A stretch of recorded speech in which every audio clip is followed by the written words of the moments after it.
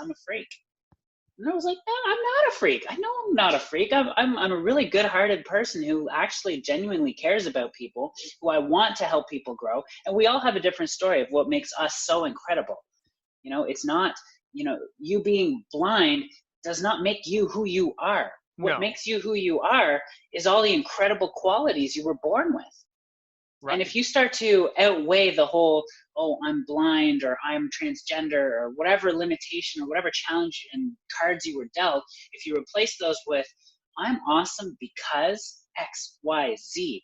And if that's what you're focused on, and if nobody can convince you otherwise, then you're going to rise up. You're going to become stronger. You're going to have more confidence. You're going to feel good about life. You're going to be more grateful. And when you're grateful, you receive more things to be grateful for. You're in a better state of mind. Your happiness creates a better state of mind. When you're in a better state of mind, you make better decisions. When you make better decisions, you have better results. When you have better results, you live more fulfillment. You become more successful. You create more income. You change more lives. You're able to give back more. It all comes from, love, self-love, just like full circle from what I was saying in the beginning. If you can learn to love yourself, you can live a much, much more fulfilling and successful life. Without doubt. Really, really excellent.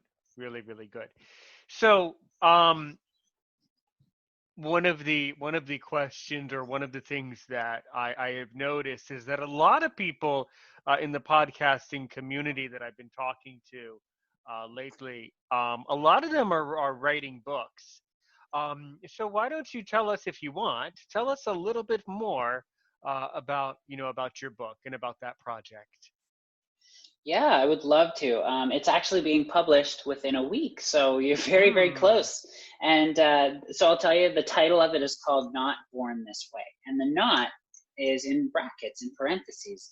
And I'll let you guys, and ladies and gentlemen, figure out why those brackets are there and kind of go into the thought of the message behind just that title is. Right. But it really is pointing to, the fact that I defined myself by all these labels and stuff. And then when I realized that I didn't have to be defined that way, and I didn't have to define myself by, what I was born in. I was born in a male body. I wasn't born this way in my current self, but I decided to define who I wanted to become.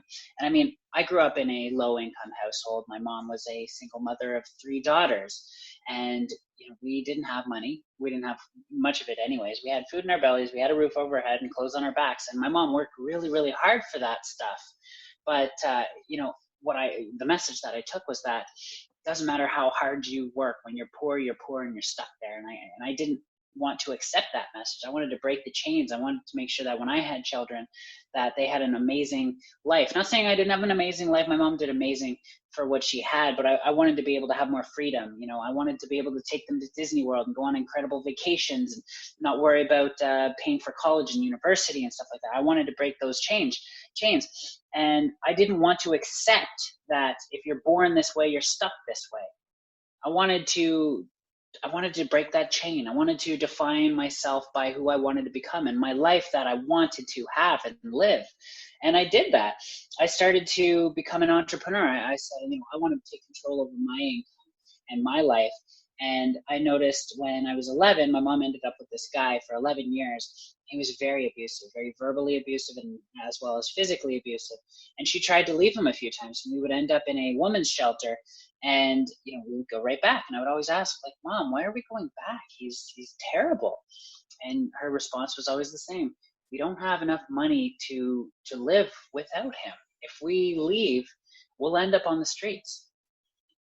That was a very powerful message for me. It was a message that, I never, ever wanted to be dependent of a man's money or anyone's money for that matter. So again, I wanted to redefine my life. I wanted to shift and say, in my life, I will live it different. I will never be dependent of a man for money.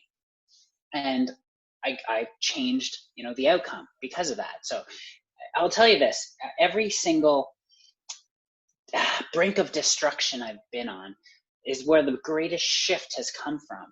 When you're on the brink of destruction, when you're at the lowest of the lows, you're at the rock bottom, you've made the biggest mistakes, the biggest failures. That's where your biggest and greatest shifts come from, where the epiphanies come from, the realizations that you deserve more, you deserve better, you can't sit on your ass anymore, you've got to get up and move, you got to shift directions, you've got to take charge, grab the bull by the horns.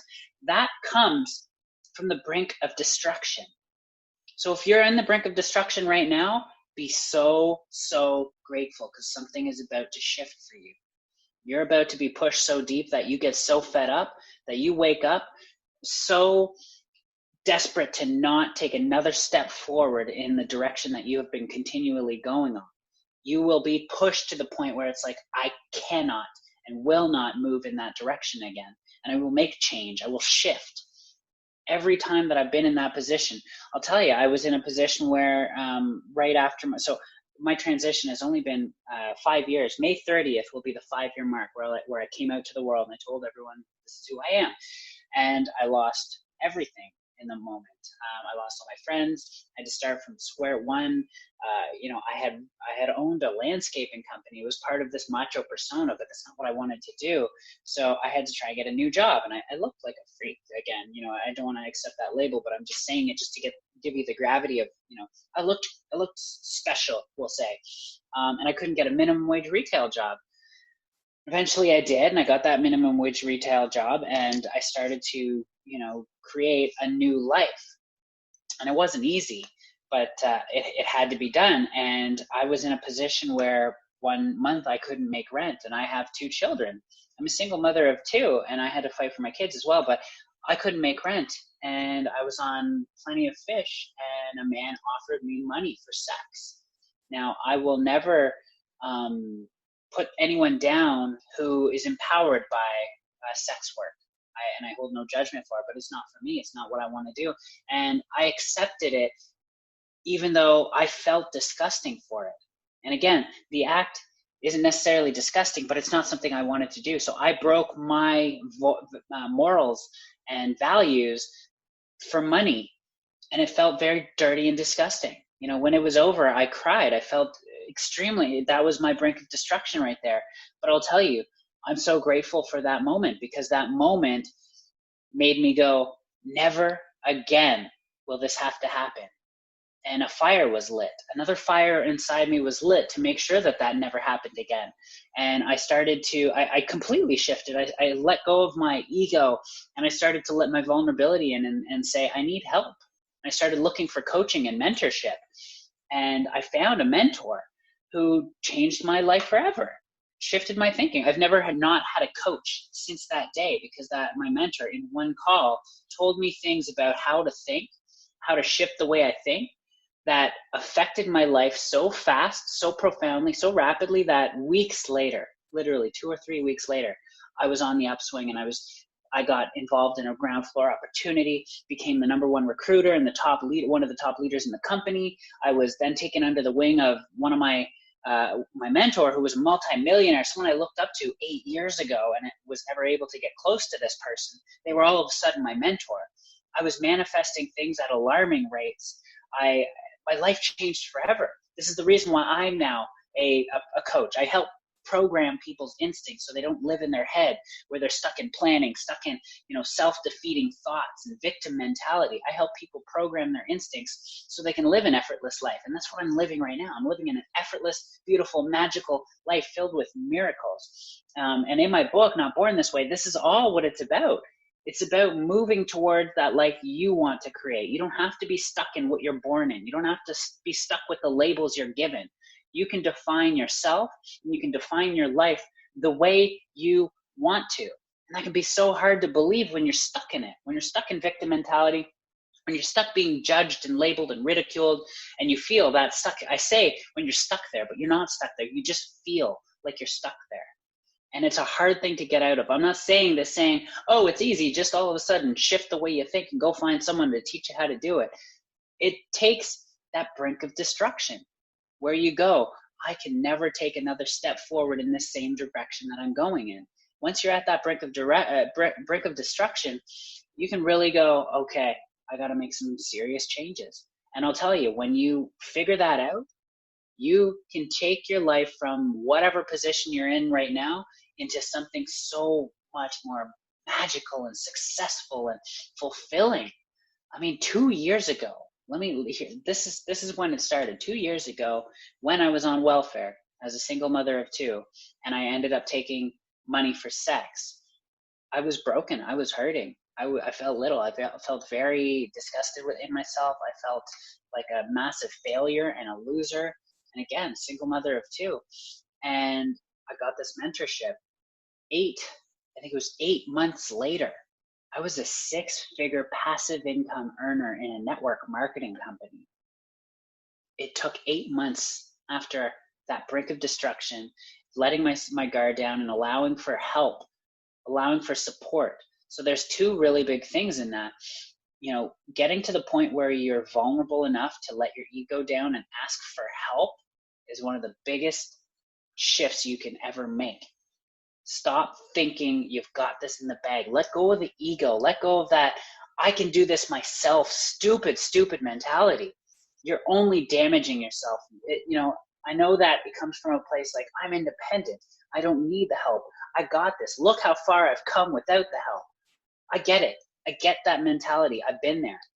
But I'm telling you, when you let that guard down and you just ask for help and receive it, you catapult your life. You accelerate your success. You want to be successful in whatever your endeavor is, whether that's finding your soulmate, whether it's a better income, being able to give back more to your community and to the culture, whatever it is. If you want to be better at that, you want to do it faster and not end up, in your 80s or 90s going, what the heck happened? Time flies and I didn't accomplish what I wanted to do. You don't want that.